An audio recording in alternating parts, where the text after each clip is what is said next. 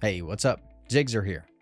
Are you worried about your Instagram account's security or simply want to ensure you're logged out from all devices? In this video, I'll show you how to remotely log out of your Instagram account on all devices. Let's go. Using Instagram on many devices can be risky, particularly on public computers or someone else's device. To protect your privacy, it's important to log out of all devices at once. To do this, open Instagram and tap on your profile picture in the bottom right to go to your profile. Click on the menu option in the top right and head to Account Center.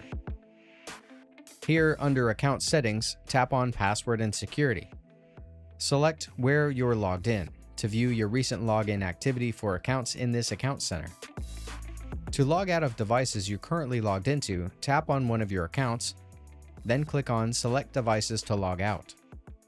Select the devices you'd like to log out by clicking the Select All option and then proceed to log out. That's it.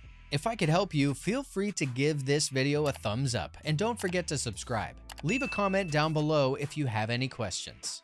See you next time. Bye.